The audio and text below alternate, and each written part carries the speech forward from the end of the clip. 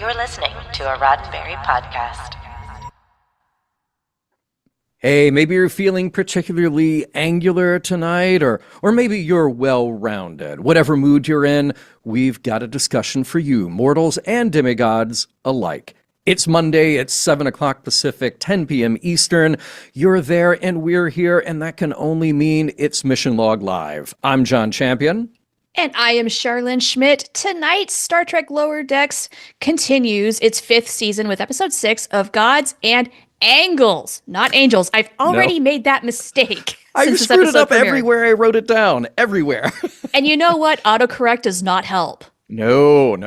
You say one thing, it thinks another, and it's like, no, that is what I meant. Mm-hmm.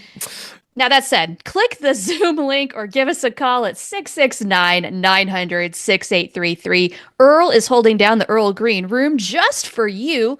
And again, just click the Zoom link or give us a call, 669-900-6833. And while you are meeting Earl or just hanging out with Earl, let's say hi to everybody who have joined us in the chat. So just going back here to the top of the list, Paul Harveth chiming in right away, as is David Takechi with, I love what he's done here with some emoji. You got cubes. You got well orbs. Done. You got cubes. You got orbs. Very well done. Are they negotiating or fighting? You know what? They look pleasantly lined up. You know, and it goes cube, orb. So they're getting along. This is a show of unity. Okay, good. They're in harmony. Phew. Yeah. All right. Right. We got Mark. We got Alan. We got BC. Yes. And Alan Moraine. How dare you? How dare you? I'm so sorry. We got John Arminio. We got, let's see here. Who else? We got Brandon. We got other Dave. He says, Dave says, Boimler Beard Watch continues. Yes. It sure does. It seems like this is very off-putting for some people. I happen to find it very amusing. Where do you fall on the Boimler beard? Yeah, I'm with you. I am amused by it because every week it's just slightly different and it's starting to come in just a little bit now. Like, I was not a fan of the Boehm stash. That was not a very good look for him. So I'm glad it's filling out, and he's got a little bit of the goatee going, and just, he's growing the beard right before our eyes. He is. I say, commit to the bit. And they definitely committed to the bit on the show, which I love. Yeah. And I also just love the awkwardness of trying to grow a beard, and it does not look that good, you know? This is not his strength, is it? No. But I love it. I love that they committed to the bit. And by the way, I do want to remind everybody who's joining, there's Jessica joining in there. And by the way, Mark saying amusing. He finds it amusing. So good. You know, good. All of you can chime in with your feelings on the Boimler beard. Feel free. But I do want to remind people that very soon, we will be moving our streaming almost entirely over to YouTube. So if you're still catching us on Facebook, glad to have you. You are very welcome there. But at some point very soon, we will be primarily monitoring our chat in YouTube. We'll still have the YouTube link posted each week in Facebook, but we won't be monitoring the chat there. So get used to it. Jump over to YouTube. Before the show, Char, you were saying that's where the cool kids are, right? Yeah. I wouldn't know anything about that. Yeah. So. That's because you're busy doing the show. But those of us who are just hanging out in the chat, weeks when I'm not here, that's where I'm at. I'm on YouTube hanging with the cool kids. Okay, very cool. Well, all of us cool kids will be over there on YouTube. So glad to see you all who have started to make that jump over there. And again, we will push all of you there soon enough. Before we get into the show tonight, I want to give you all a little update what's happening on Roddenberry Podcast. Now, this week, as we have done in the past with Mission Log, because Mission Log drops on a Thursday, don't know where you are catching our show, but if you happen to not be in the United States, this Thursday is American Thanksgiving. We typically take the day off, so there will be no new Mission Log this week, but we will be back on December 5th with Tinker, Tenor, Dr. Spy, and I had the great fun of welcoming co-host Mike Richards in on that show. So you get to hear that. Yeah. Oh, exciting. Oh, yeah, absolutely. So now there won't be an After Dark this week, but I do encourage everybody, if you missed it, go back and listen to Barge of the Dead that dropped this past Thursday. Really enjoyed that show. We had a great conversation about it in After Dark this week. And again, we'll be back the next Thursday with more After Dark. And you might be wondering, okay, what do I do in the meantime if I don't have After Dark? What do I do in the meantime if I don't have my normal lineup of fun Discord stuff to do? Just wait. Wait until the middle of our show tonight, and we're going to tell you, because there's very cool stuff coming courtesy of Genealogy and our very own Earl Green. But while we're on the subject, Genealogy this week, we had another episode of The Detectives called Blue Fire, or Blue Fire, as we were saying earlier. So make sure you listen to that one. Also, Mike Richards making a special voice appearance on that episode. Oh, look at you getting around, Mike. Yeah, everywhere. buddy. He is everywhere. But again, stay tuned to the middle of tonight's show because we will tell you about some very exciting stuff coming from Genealogy you do not want to miss. And Shar, what else do we have lined up with Roddenberry Podcasts this week? Well, first and foremost, that sounds really exciting, and I cannot wait. But hey, if you're going to be doing some traveling for your holidays or what have you, don't worry, we got you on Mission Log Prodigy because tomorrow we are dropping the wrap-up that Marina and I did, and we're announcing the Prodigy contest winners. We did that through the whole back half as we covered the second season. And we have the winners, we have the prizes. We're going to tell you all who won. And you can watch the video premiere tomorrow at noon Pacific. Otherwise, it's going to hit your podcatcher. You can listen to it in your car or what have you. And of course, watch us. We're on youtube.com/Roddenberry Entertainment right here.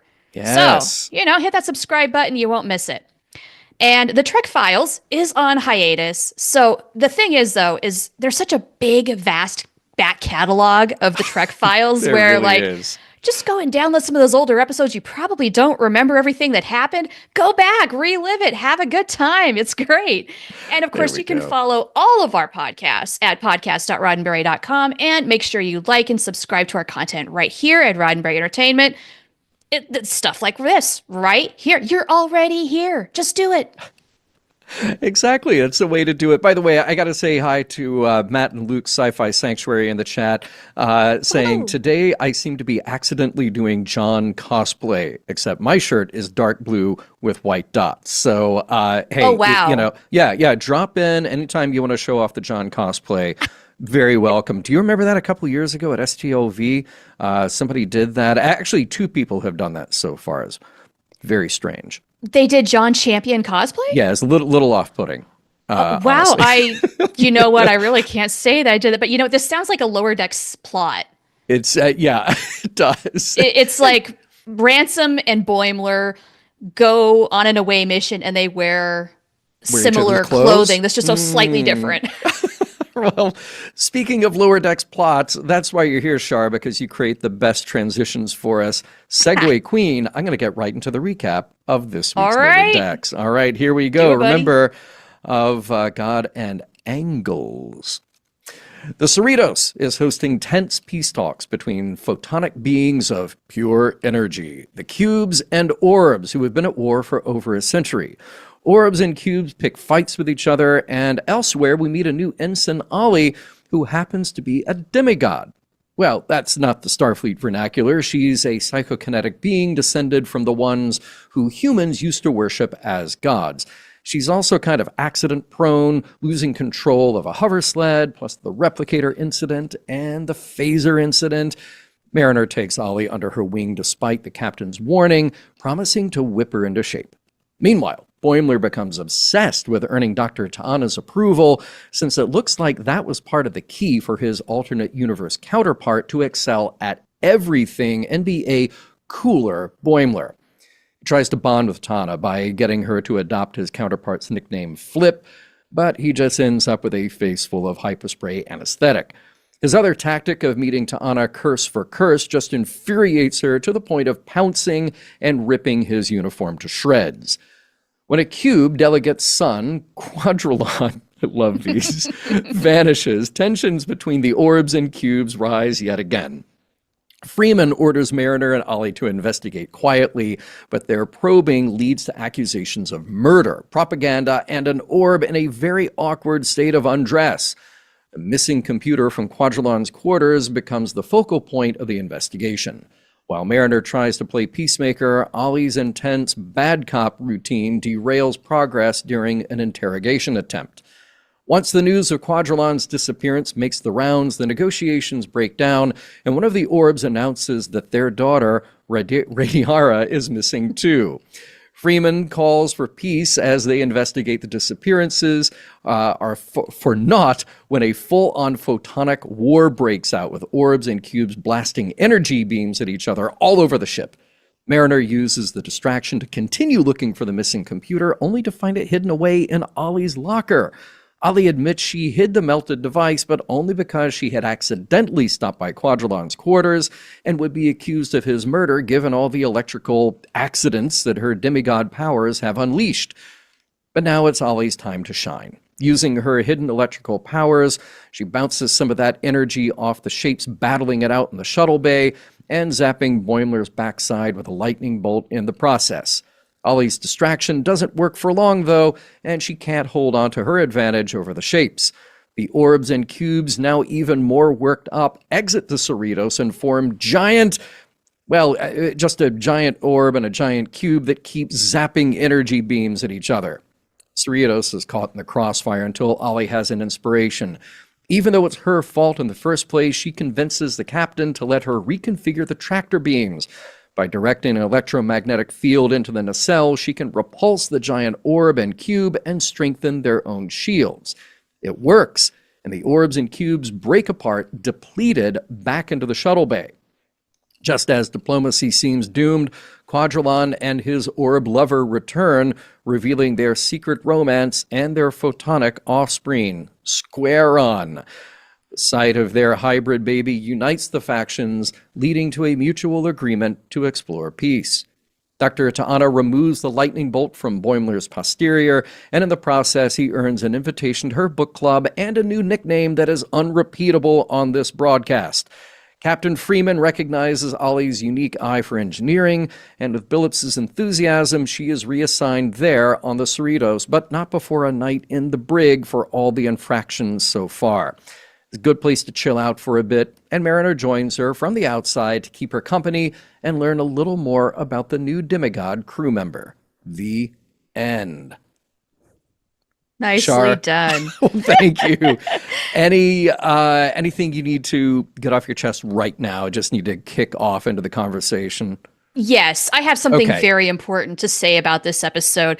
Actually, a couple things. One, I'm going to be harsh on the plot points of this episode, but I love the moments in this episode because there's some really goofy things going on in this episode. Yes. To the extent that the whole thing with lightning bolts in Boimler's butt reminds me of an episode of Beavis and Butthead. It's called Butt Flambe. And it is an episode my God. where Beavis and Butthead report to the emergency room because Beavis has an explosive up his rear end. They go into the exam room, and just as the doctor's about to remove it, it goes off, and a big flame comes out. And just like pushes him across the room as if he was a rocket. It's the funniest thing. I laugh every single time I watch this episode. It's one of my favorites. And I was just hoping and hoping and hoping that maybe I'd see a similar visual with Boims. Yeah. But Dr. Ta'ana, being the expert that she is, took care of it before that could happen. I love that we can rely on you to connect the Beavis and Butthead universe and the Star Trek universe. That is really important to me. That's my true gift to the world, isn't it? It really is. It really is. The lightning bolts are a little weird because at one point, Ollie she manifests the weird, like rubbery, bouncy lightning bolt, and then another time it's just kind of like energy shockwaves, and then at the end, I love this idea of like Dr. Ta'ana pulling shrapnel out of his butt and just like metal clanks landing on the medbay table. Yeah. It's too bad he didn't get like the really soft nerfy ones there. Right. Exactly. I need to give a shout out at the top of the show to the return of a classic, very important Star Trek prop, and that is Worf's ball chair.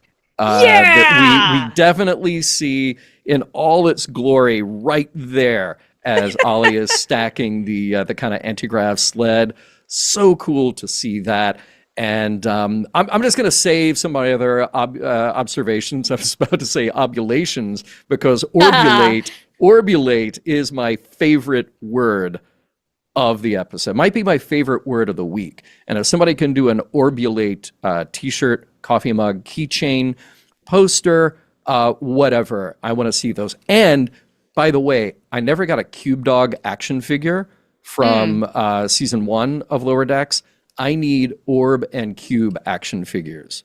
Now from season so you can 5 of have Lower your own Decks. light battles. They should have little laser pointers in them, and they can go. Yeah, they should glow. Absolutely. Oh, come on, that's Absolutely. easy.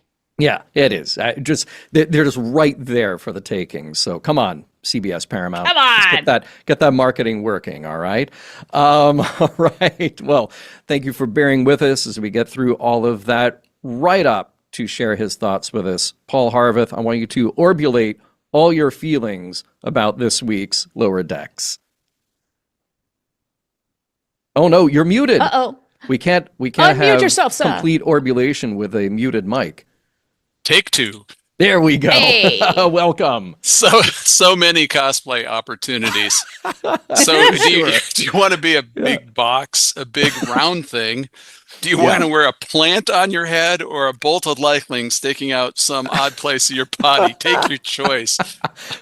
I'm going to leave it to Chris to do both. I feel like he will, somehow show up with all of the above, traded out multiple times during the day. Yeah, and I love the return of the laurels, the Apollo-style laurels. Yeah, totally. Someone pointed out that would be so simple for me to do here tonight, and yet I didn't think of it. It's a big old wreath on my head. Ah, yes, yeah. Next time. Yeah. Yes. Oh man. So I guess this is sort of the episode of the people who hate each other going at it, and then it turns into Romeo and Juliet. Yep. Except they go a little farther and have the whatever we call that shape, square orb, squarb. It's kind of it was kind of a dreidel. I thought if you put like a little topper on Could it, be a kind of dreidel-like. Yeah. Particularly with what it pooped out, you could flip that over and it would actually spin. Yep, A lot of butt jokes this week. Yeah, so many. Mhm. It's just there was some good things to mine. I do believe we did, keeping track of the opening. I do believe that something was chasing the thing that ran across the screen this week. Yes. And then Okay. something happened in the upper left-hand corner. Unknowns. I have got to do the screen grabs and frame by frame, but I don't want to spend that much time. Fair enough. Well, look, if anybody else in our chat, if you guys spotted that too, let us know. Please speculate. Tell us what you think that was, because I'm very curious. Wasn't there some great little moments though when just references to previous episodes when she talked about being a god and the one guy said, what's his name? The big guy. Shax? Ransom? Yeah. Or He said Ransom. Ransom, when he talked about being the big head subtly, he didn't really, Oh, there's that yeah, tiny yeah, little yeah. reference. But of course there are some quotes here I have to talk about. The human susceptibility to nostalgia is puzzling. Says, particularly talking with this group and this vast collection of stuff we own, right? Right. And of course we need to go to Goodwill to look for more. Always wondering if we're going to find that thing that was more nostalgic than the last thing we bought. That was pretty intense. I love the big threat. Prepare to be bounced upon. I thought was Yes. Sounds fun. When they got into the physical battle, when they came out of their big orb and big cube that were out in space, and they had to just mix it up. Yeah. I don't know what would be geometric face to geometric face. And there's that perfect dividing line between them right there on the shuttle bay floor, Yes. Yeah. Yes. I love Ransom's line too when they become the big shapes out in space. How uncreative. It's the same thing, only bigger. Yeah. My goodness. So good. My They God. definitely suffer from two-dimensional thinking. Yeah. And then, when the little one looks at, I don't know if it's mom or he goes, why do you have such a big head? I mean, what can you, it is a big head. It's just a big, That's all it Big is. thing. Yeah. Do not give it juice. yes. Yeah. You wonder how they That's a feed good it, line. but we'll leave that for another show. Yeah. It's just crazy. So I want to know, what do you guys think about Ta'ana's book club? Would this be a good place to be, or would it be scary? Oh my God. What fun. Yeah. You're going there. Yeah. I'm absolutely going up there. If anything, just to swear up a storm with Dr. Ta'ana. But I also want to hear her rip on a really good book, like her analysis of it. I would just like to hear her trash whatever the book of the week is. Right. See, as well developed as these characters are on Lower Decks, and remember, like, we had this whole plot line before where Dr. Tana and Shax have their thing going Rendezvous. on, right? Yeah, right. I feel like there's a whole other side of Ta'ana that we don't know. And if she sits down to, analyze Faulkner or Joyce or whatever, I bet there is a whole other world that she inhabits that we don't even know about. And I would love to know who else is. I take back everything I said. She's probably reading like classics, and she's just like, "This is effing great," and then she goes into this really deep analysis about why it's relevant to this day. Profanity laden, but great. Yeah. Yeah. Mm-hmm. I'm still there for that. Yeah. Okay. How priceless would that be just to get Gillian Vigman to just do that, to read a book and just like give commentary as to Anna. You just reads like the first paragraph of something, even like Lord of the Rings. She goes, "That's effing blah blah blah," or "That's BS." You just hear it coming out, right? It would be just, and particularly something as treasured in our group as Lord of the Rings. We, some of us are sensitive to that. It's just brilliant literature. There are just parts of it that you'll read over and over because it's so well written, but just having her, I mean, that would be priceless. I wonder, would love to have that. Maybe we need an After Dark with yes. We'll bring her on. Could we please? Or this sounds like a great podcast idea. I mean, LeVar Burton Reads is now done, so we need some sort of story time replacement. Anna yeah. Like maybe she reads Shakespeare or something, and all she does is it's like her running commentary as she reads lines. Or something a little racy. You can imagine her reading, that would sound good, and it just, she'd throw her spin on it. Yeah. That is pretty, we need to maybe investigate that. Deck with a t-shirt, we'll do a live show. I love this idea. Yeah. Absolutely. We've got good ideas tonight. Yeah. They're just getting started. I mean, you have so many talented people following me, actually, who think about this stuff rather than just try to be entertained. Where else can you find these kind of entertainment? We'll leave you with this last final question. How many edges are there on a spaceship? Oh, so many. So many. Captain Freeman can't count them all. I mean, too many indeed. Just start counting, and poor ensign. That sounds like something for this new ensign to do. She can wander around and just start count all the edges. After the brig, that's her punishment. I love it. All right. Well, thank you for my weekly therapy. Always live long and prosper, you people. Good to see you, Paul. Good to see you guys. Take care. Yeah. By the way, we have some suggestions here about what Dr. Atana is reading. And good. Mark says she's reading Stoic philosophers. I think that would be great. Okay. Norm would love this. Oh, yeah. And punctuated by profanities throughout, Naturally. Rudy says she tears into The Cat in the Hat. I think that's appropriate. Dr. Seuss would be great. Yeah. Again, just profanity filled would be great. Scott Palm says Picard's memoir. So why not? Also, again, filled with profanity. I think it is a way to go. I'll listen to all 20 hours. Yes. Anything you can picture Dr. Ta'ana reading, just, fill in with the appropriate profanity of choice. Kind of like whenever I think of Samuel L. Jackson in any role that he hasn't yet done, and you just drop in the bomb. Right. That's the way to do it. Yeah. It's a very simple formula, but very effective. Yes, agreed. Well, I tell you, I'm going to save my other comment here because Paul kind of was getting to it in the last, in his call, but I want to hear what John Arminio has to say, see where this takes the conversation, and all right, how's it going? I'm good. Thank you for having me, John. Absolutely, you're always welcome, friend. Yeah. Just real quick, one of the, blessings, if we can call it that, of the pandemic was having Patrick Stewart read Shakespearean sonnets. That's right, he did. The pandemic, and so we could have dueling sonnets. So we would have a Patrick Stewart reading, and then a Tiara reading. That's a great juxtaposition. He can do the really elegant version. She can do the really effed up version. Yeah. Yes, I love it. Her profanity might break up the rhythm a little bit, but I think we can forgive it. Yeah. There's got to be a way. Yeah. Yeah. Well, what's our mind about tonight's episode, John? Just one quick observation first. When Mariner and Ollie are interrogating the orb, they first go into the locker room, and the orb is like, "Oh no, I'm dim," and it's that's their version of being nude, right? But when they're all knocked out in the cargo bay, they all go dimmer. So it's like there are two big piles of nude shapes. Yeah, they're all exposed. I noticed that too. Yeah. Sorry if you already pointed that out. No, we didn't. I love that point. So maybe that humbled them a little bit.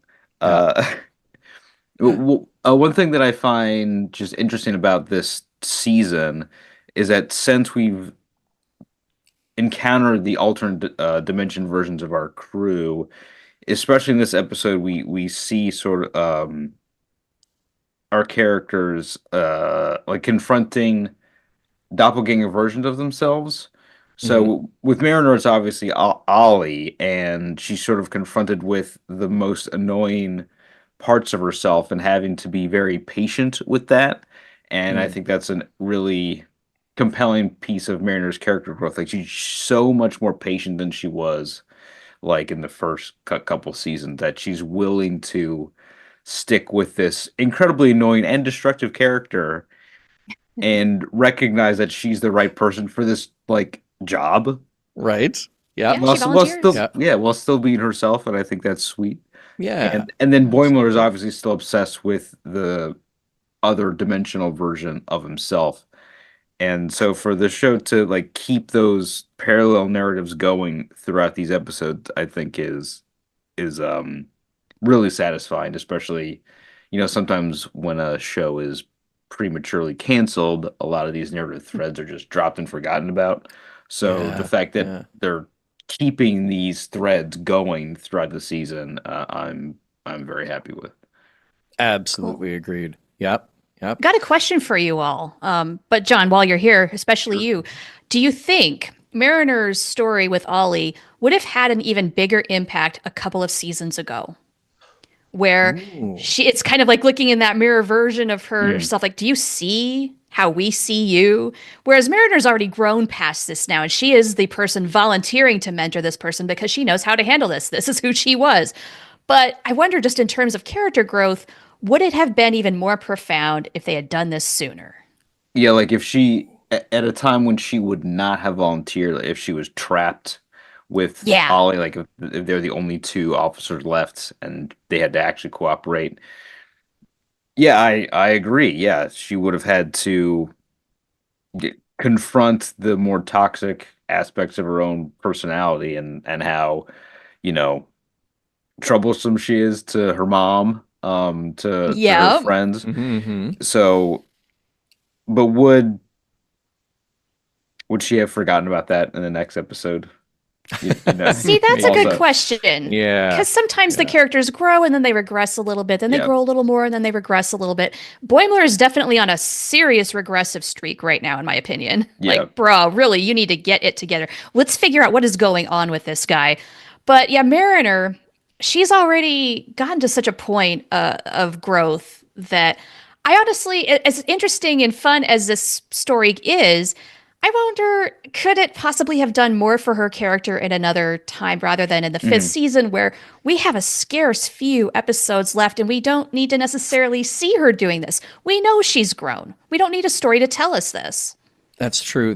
And it's this kind of, it's this sign of maturity at the end where she's hanging out there at the brig, and she just wants to hang out, get to know her, chat. But I think to your point, Shar, we sort of expect that anyway. And because we have so few episodes left, well, it gives short shrift to Ollie because now she's a crew member. Now she's got a position in engineering, and we've only got, 4 more episodes to see if she even shows up again. And that just seems like too little time to really do justice to her character.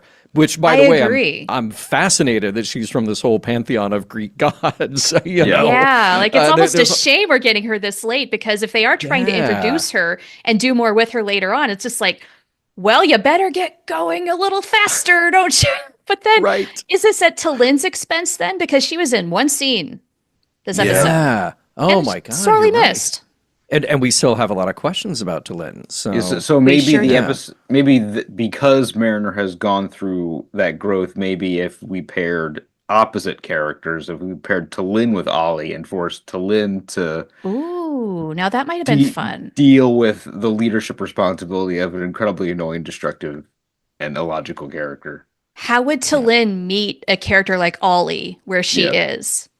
That is an interesting thing that could have promoted some growth. Yeah. oh yeah. Oh, that's good stuff.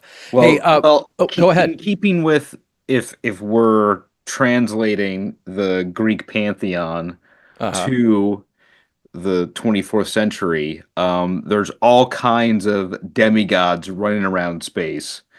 Due to, like, if you've read any Greek mythology, Zeus was out there disguised as various things, Yep. getting people pregnant. Yeah, having a lot of kids. Yeah. By the way, I didn't write down the line, but I loved Ransom's reaction to Freeman saying something about how, Zeus, he would appear as a mortal and then congregate with humans. And Ransom's like, been there. Whatever it was. And it was the perfect Ransom reaction. didn't get much to do in this episode, but his lines were really good. Really good, yeah. You know what? This is a little bit unfair of me because we are right up against the mid-show, and we do want to take our break, and we're going to come back and have some more conversations. But I want to drop this out there, and John, just quickly get your reaction to it as well before we go to the break. Mark in the chat says, keeping politics out of this chat. Because, by the way, all art is political. Keeping politics out of the chat, the mending of the shapes and creating a new being rings a morals bell to me. Yes, indeed, and I think I do want to come back to that, just kind of on the on the broad surface level here as well, because it made me think of a lot of other Star Trek stories. But John, any quick take before we go to the break? This did kind of strike me, at least the Orb versus Cube conflict did strike me as a little bit of like, let that be your last battlefield if it had a happy ending. Oh, yeah. Ding, ding, ding, ding, ding. Yeah. So they pick this one very arbitrary difference to have a conflict over. And whereas they couldn't see that they actually have more in common than they had differences. Yeah. It's very bonk, bonk, bonk, bonk, bonk on the head. Oh, yeah. I feel like we didn't explore that quite enough in the episode. It's just sort of a given. And don't get me wrong, I love stuff like this. And I love that this is a theme in science fiction, which is just to grab all the humans by the lapels and say, hey, look, if you were to look at these other species that are nothing like you, and you can tell that they're equals in some way, but they don't get it. All right. Turn the mirror around, look at yourself, you get it, right? That you guys sharing the same planet, you're all kind of the same from the outside anyway. So, David says, arbitrary? Those angles were very offensive. So I immediately thought of Let That Be Your Last Battlefield. I thought of other science fiction that kind of does the same thing and does it well. We didn't linger there too long because we were just kind of hitting the jokes about it. And then the solution at the end was not novel to literature. It was a little different for Star Trek to have this other being in the true spirit of Idic. You take the diverse entities and then the combination is something new and unique to be celebrated for its diversity as well. But I think we could maybe dig a little deeper into that potentially. When we come back from the break. John, any other thoughts before we break? Just that, even if the moral is bonk bonk on the head, sometimes we need art to show us that obvious lesson because we can't see it in reality. Yeah. Good point. Great point. Yeah. All right, John, thank you so much. Till next time. Have a good one. Take care. All right, take care. Hey, we're going to take just a moment to thank everybody who is a Patreon member. We greatly appreciate your support. And if you not, let's try that again. Take two, because this is edited, right? If you of course it is. Of course. That's why we call it Mission Log Live. If you have not joined us yet on Patreon and then hopped over to our Discord, Well, there is a lot happening over on Discord. Shar, why don't you hit us with a few of the highlights, if you would? Certainly. Yeah, we have something going on almost every single day, and that's just live chats, much less the chatter and all of the channels. But we have things that revolve not just around Star Trek. We've got the Twilight Zone. We have an international chat that discusses new Trek as it's coming out. We have Mission Log After Dark. So if you're a fan of Mission Log, and if you're watching this, you probably are. Look, we have a discussion about whatever Mission Log was talking about this week. Yep. And I've got one. How what, about what? another beloved science fiction story, Babylon 5? Would I find a chat about Babylon 5 if I was poking around in Mission Log Discord? As a matter of fact, you might. Yes, we've been doing that for a little while. We're doing that on Fridays, and the Zocalo is always open. And we are going through season 5 right now in the Zocalo. It's been Fantastic. quite a journey. First timers as well as old vets. It's a lively discussion, a fun discussion. Excellent. Thanks. And of course, there's Kon-Tiki, Wednesday nights, 6 Pacific, 9 Eastern, headed up by our own Paul Harveth. And then Mark Ledhill is switching over to Battlestar Galactica on Mondays, starting on December 2nd, also at 6 p.m. Pacific. And that is the perfect kind of lead into Mission Log Live. So if you're killing a little time between work and until Mission Log Live starts, hop over, talk about BSG. And when I say BSG, he's going through all of it from the beginning, the 1978 series, Galactica 1980, believe it or not. All right. Right. And then jumping up to 2004 and all of the various permutations of that show. And I teased it earlier that genealogy, we have something very special going on this week and this week only, thanks to our very own Earl Green. All right. So genealogy starting Wednesday, kind of midday, and going until the wee hours on Friday morning. So we're talking about the whole Thanksgiving holiday here. Earl has put together what he is calling the Genealogy Video Yule Log. Now, Oh my God. I can't share Yes. exactly what it is, but just put the pieces together. It's genealogy. We know what genealogy is covering. We know that we have this chunk of time over the holiday. And Earl has put together this magnificent playlist. So no matter when you drop in, there's going to be something very cool to watch in the genealogy channel on our Discord. Oh my So gosh. yeah. I'm excited. It's cool stuff. So don't miss it. If you are a member already, great. You know where to go. Hop over to Discord, click on the genealogy channel. Just sometime middle of the day, Wednesday, boom, you'll be able to see what's there. And then if you have not yet joined us on Patreon, do so, patreon.com/missionlog, and that will be your ticket to Discord. And then I can't think of a better way to spend a little downtime over the holidays and hanging out with all of us in the genealogy video Yule log. I love this idea so much. I don't even know the details of what this is. I do not know. Yeah. I cannot wait to check it out. Yeah, it's good stuff. David in the chat says it's sort of like Pluto TV for genealogy. That's So, great. Yeah. I love that. I love that. So join us, patreon.com/missionlog. We will see you there. All right, let's get back to our chat of God and angles. And let's welcome Alan. How's it going? Alan, there's this kind of stalemate battle going on behind you. Things, Yeah, you okay? Things are getting a little weird back here, guys. Yeah. I'm nervous as a D&D player. Shapes are you worry when shapes show up because you never know when the D4 triangle shape people are gonna show up, and you don't want to step on them.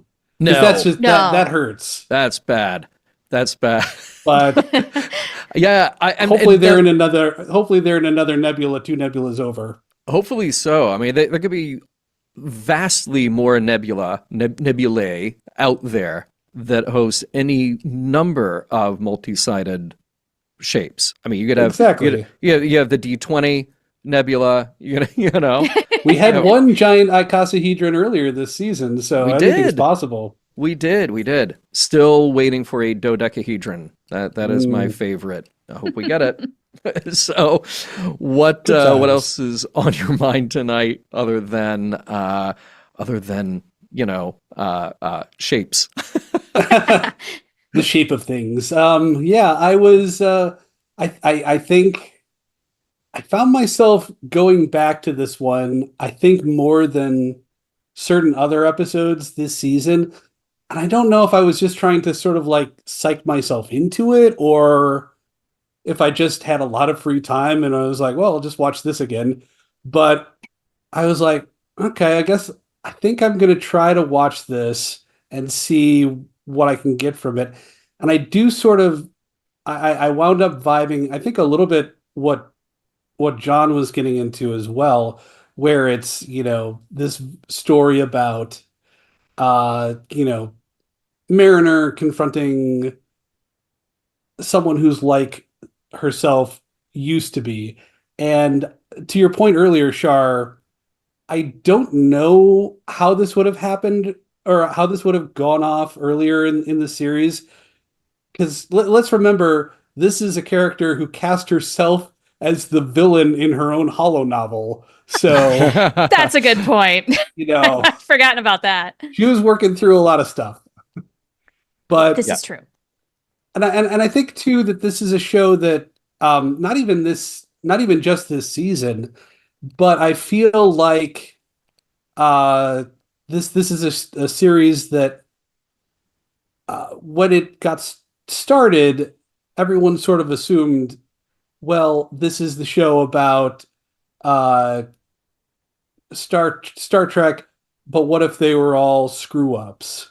Mm-hmm. And they've gone a very hard tack to show that no, our characters are still good. Our characters are maybe more relatable and less aspirational. They're more relatable characters, perhaps than Picard or Riker or Data or Cisco or whoever, name your favorite Star Trek hero. But every so often they do pepper us with, oh, but you thought these were the screw ups. No, these are the screw ups. And there is a very fine line that you have to walk when you bring in a character like that, where it's not, too divisive or too sort of like, screw up-y character. I think, the Peanut Hamper kind of walks that line a little bit. I think Adam Pally has played a character like that in a previous. Was he the adopted Orion on the Deep Space Nine episode? Oh, that was kind of a similar character to Ollie was this week, but for Tendi. So I mean, this does feel like a theme that the show likes to explore, and I think Ollie is just on the edge of a character that's still fun and still watchable without being too far afield. But for me, it's kind of like a very close call. Well, and that's sort of a risk that the show runs. And by the way, Brandon, echoing you in the chat here, saying, I'm so glad they didn't go with the they're all screw-ups route. I think that was the worry when Lower Decks was announced for sure. Yeah. But then the beauty of the show is that everybody has had growth. Everybody has had an arc. And they're still imperfect, but they're still admirable and empathetic characters that you care for every week. And when you bring in somebody new, you can still give them some kind of rough edges, but also expect like, well, you know what? They're kind of right at home. It's sort of like when the Cerritos went to Starbase 80.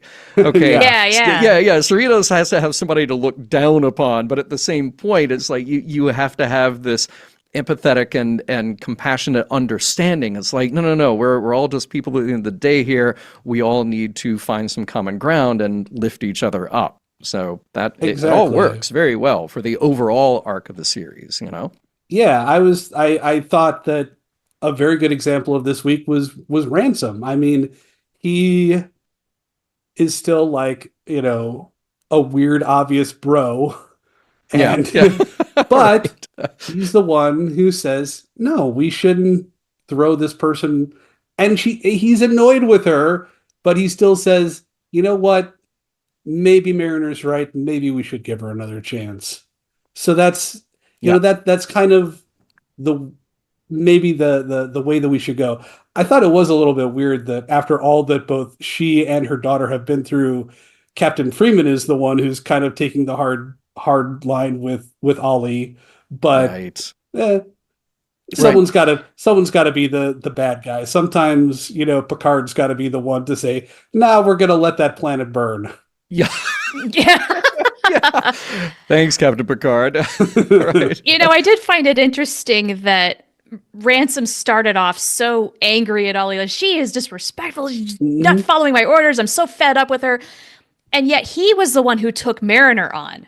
Yeah. Yeah, right. Exactly.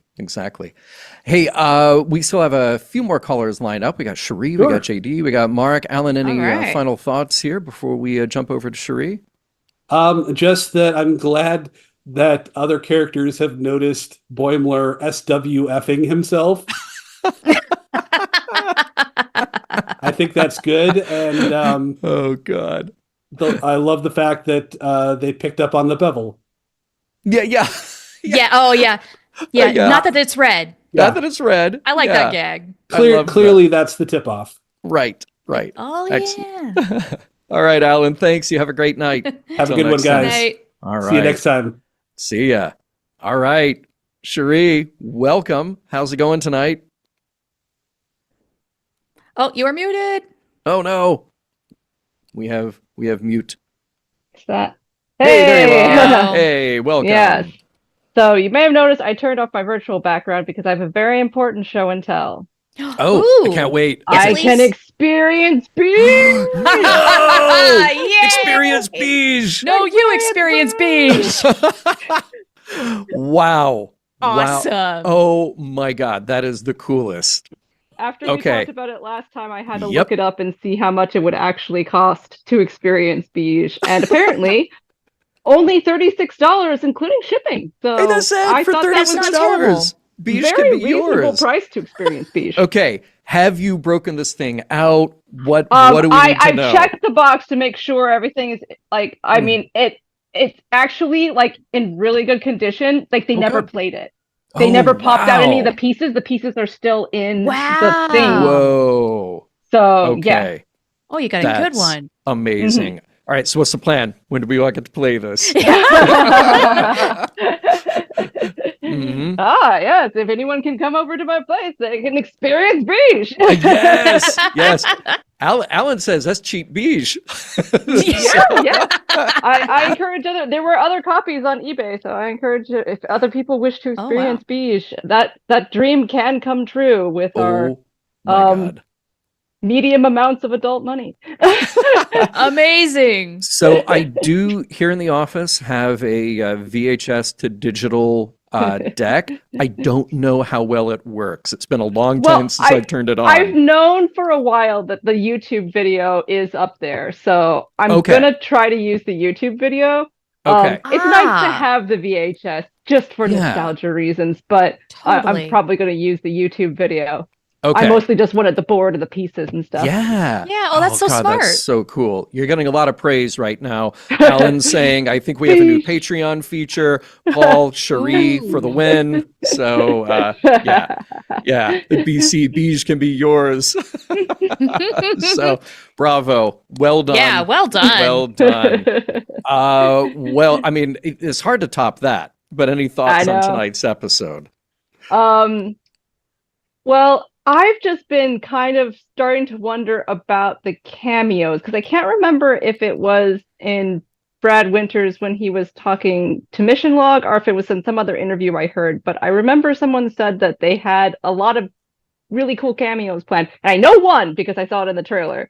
Okay. And I'm very hyped for that one. Okay. But I remember it sounded like they had others and they said no one said no. So I was just I keep waiting for the cameos, so I'm wondering if they're just going to cram them all into the last few episodes. Oh. So I don't know. Possibly, yeah. Could I be. I kind of wondered if we were going to get something toward the end. Like, are we going to get a proper finale? Is there a longer running episode, or like an epilogue or something to kind of tack on? I don't Yeah. know. I don't have high hopes of that, but I would like to see. Yeah. I am very excited for the cameo they have. I feel like that one was necessary, but I wonder what the other ones are. Okay. Well, Yeah, I've we have not yet to watched find ahead, out. so I'm just as curious as you are. So, all right, we'll see. David says the last episode is in 27 parts, 8 hours long. Oh, good. That's the finale I was hoping for. Yeah, yeah, indeed. What else? Any other thoughts? I don't really have much to say about this episode. That's why I wasn't on last week. I've been enjoying it. I don't think they should cancel it, but I don't have Yeah. anything to say other than experience beige. Well, those are understandably higher priorities, really, in the grand scheme of things. Yeah. The immediacy is right there in your hands. Yeah, It is. I'm very Yeah. excited. indeed. Well, very cool, Cherie. We'll kind of wrap it up with you here, unless you have any final thoughts. We'll jump over to Mark here in a moment. Oh, just live long and prosper. Hey, you too, All right. LLNP. Good to see All you. right. Take Thank you. care. Take care. And yeah, and now we've got Mark all the way from BC. Mark, how's it going tonight? Doing good, John. I'm glad you liked my picture of fish and chips that I shared in the Oh, in food the in the yeah. food chat that I had waiting for my ferry that I didn't get home until 12 o'clock while waiting after eating it. But I mean, look, all I good. must admit, okay, even though, and thank you, my brother Norman, for setting up when he originally crafted our Discord multiple threads within there. He created the Epicureanism channel just for me. And all of our listeners have done a magnificent job of dropping in photos like you're traveling, you're trying cool stuff, sometimes very weird things. I love it all. And that photo that you dropped, I was so happy with that. I actually watched a half-hour show about fish and chips last night on YouTube. Did you really? I did. I swear I did. I was like, I can't let this go to waste. I need to watch this. And the Cat and the Fiddle is right down the street from me. So maybe tomorrow night after work. Oh, there you maybe I'll have to go. head over there. Yeah, yeah, yeah. So glad you enjoyed it. You looked very good, and So made me very hungry. it was quite good. And Excellent. then I waited for the ferry and then had a gingerbread man on the ferry. I ate the head first so he wouldn't scream.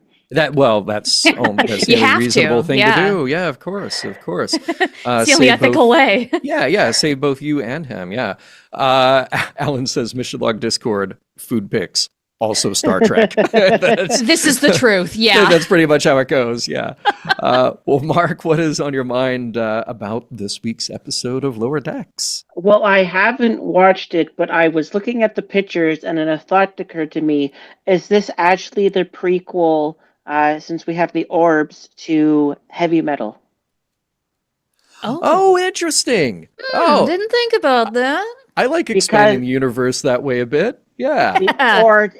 Or did one of those species become evil and become the orb that we see in Heavy Metal? Because those are orangey and that one's green. So perhaps maybe shenanigans or something happened and it gets sent to a parallel universe. And Heavy Metal. I love That- that. Yeah. Okay. I love that. That was my my thought.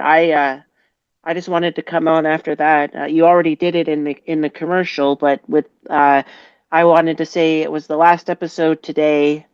Bondatory, where we looked at we talked about some of our favorite Q gadgets, and now Battlestar Galactica is going to be starting, as you mentioned, on the 2nd, and Yeah.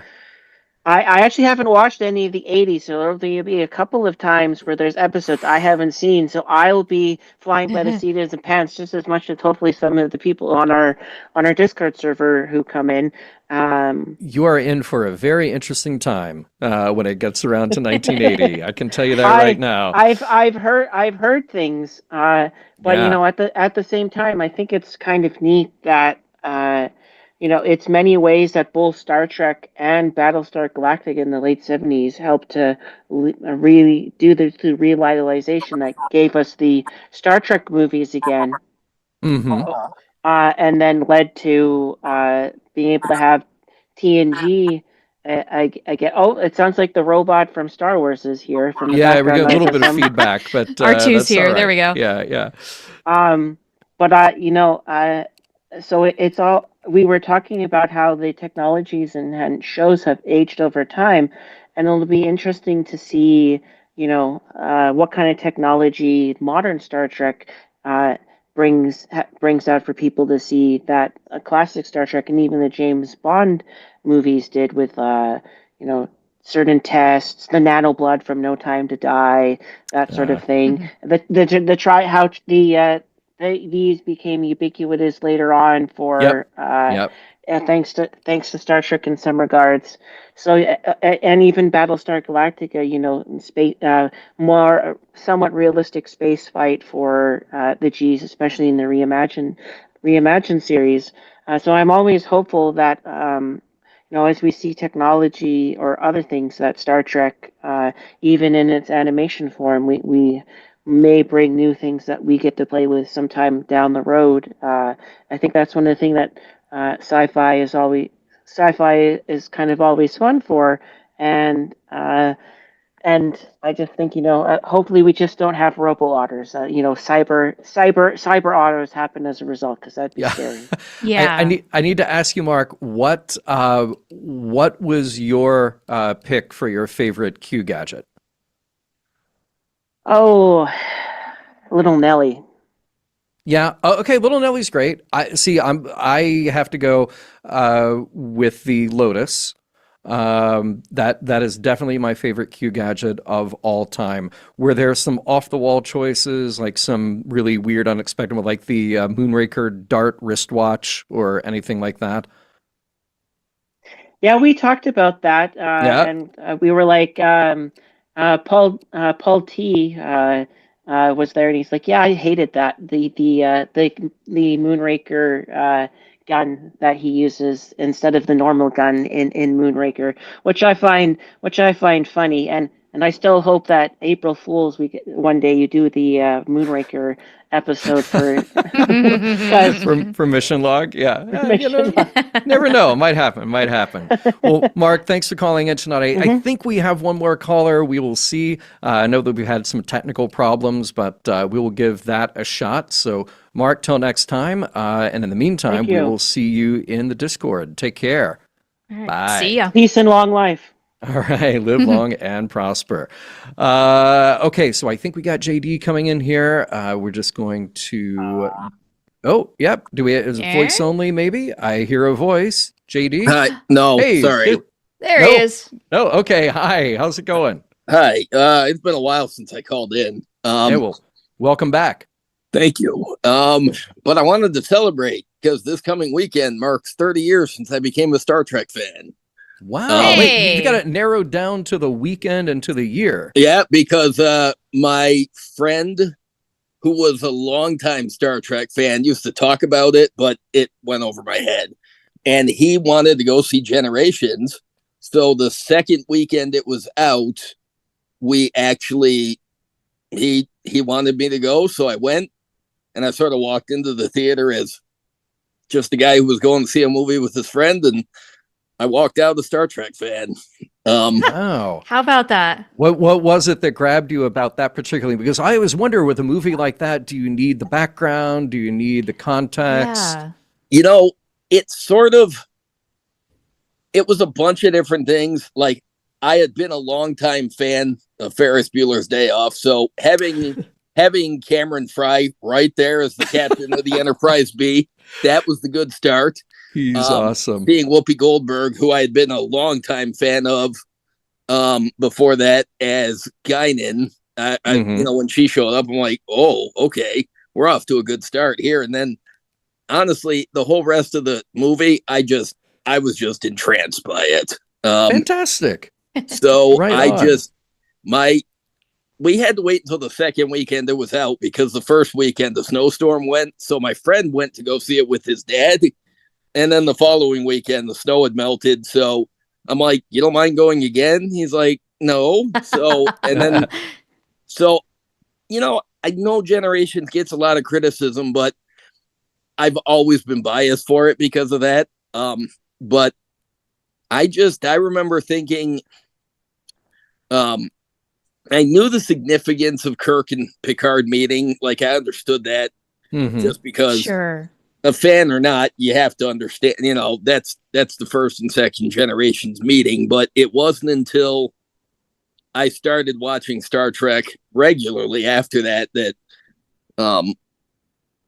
it really became significant to me. And then in the years since, like, especially since I've gotten older, I keep finding more and more about that movie to appreciate. Like when Tolian Soren says, time, Captain, that's the one that gets all of us. And time is the fire in which we burn. Yeah. I can't.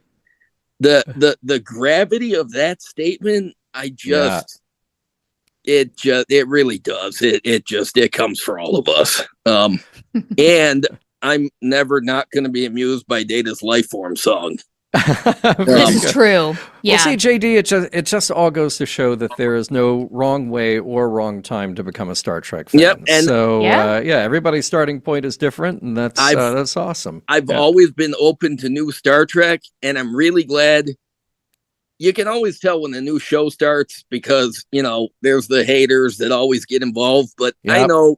But looking back, all the things I've read about TNG, boy, people hated that when it started. That's sure right. did. Yes, it's true. And then when Lower Deep Space Decks. Nine started, they hated that. They didn't like Voyager either.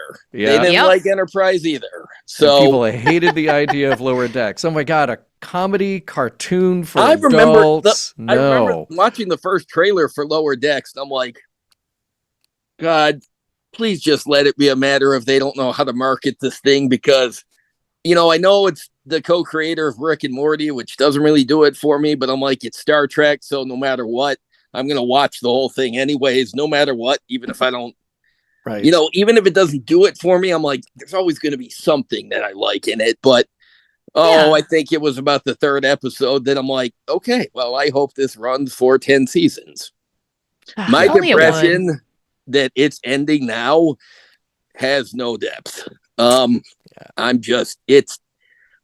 really thought that they could get season after season out of this show, but we know that Mike McMahon said that he had planned on 8. Like that was the story that he wanted to tell was in 8 seasons. Wouldn't it have been amazing for it to be the first Star Trek show that went for 8 seasons? I know. Which, by the way, would only be 80 episodes. I would only put us like just over half of what we got of Next Gen or DS9 coming up on Voyager. So it's too bad. But hey, I'm glad that we got what we got, and we are past our bedtime here. We need to wrap up the show. But let me ask you: so far this season treating you well?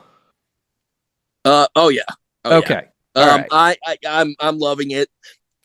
I'm not one to make predictions on shows very often, but when they couldn't find the missing, shape, what was the word that what was the word that they used for them?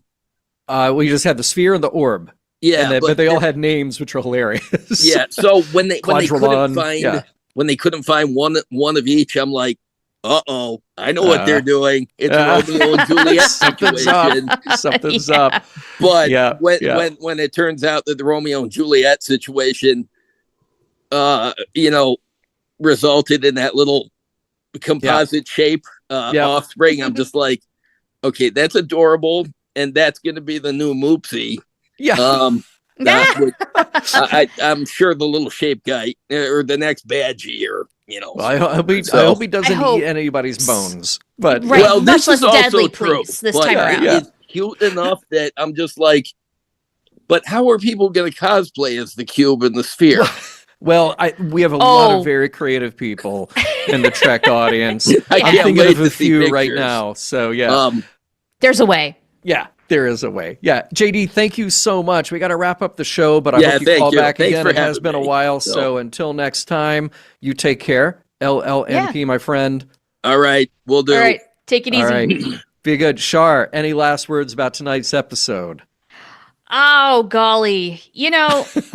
The plots are fairly basic in this episode. Straightforward. Yeah. There's things that we've seen before, but that's not really the point in this episode. I think if you sit back and you just enjoy the moments that are here, there's some really funny stuff. And hearing comments from all of our call-in listeners and in the chat have helped me appreciate this just a tiny bit more, just to enjoy what is here of substance and otherwise just for laughs, like Boimler's butt. Right. And I do have to say, in the tradition of Mission Log looking for the morals, meanings, messages, I love that Rutherford took away the wrong lesson. You do? Okay, I don't. I love that. But he gets called out for it. Tendi calls him out. Like, that's the wrong lesson. Yes, I'm Tendi in the scene. Yes, yes. Guys, that's what you got out of this? Tendi. No. All right. Well, with that, Mission Log Live is produced by Roddenberry Entertainment, technical production on Mission Log Live, and Mission Log by the incandescent Earl Green. Be sure to visit podcast.roddenberry.com for the latest from Roddenberry Podcasts. If you'd like to support Mission Log directly, give us a look at patreon.com/missionlog. Thank you again to my co-host tonight, Shar, and thanks to everyone who joined us live or later. We look forward to seeing you all for more Lower Decks next week. This is a Roddenberry podcast. For more great podcasts, visit podcast.roddenberry.com.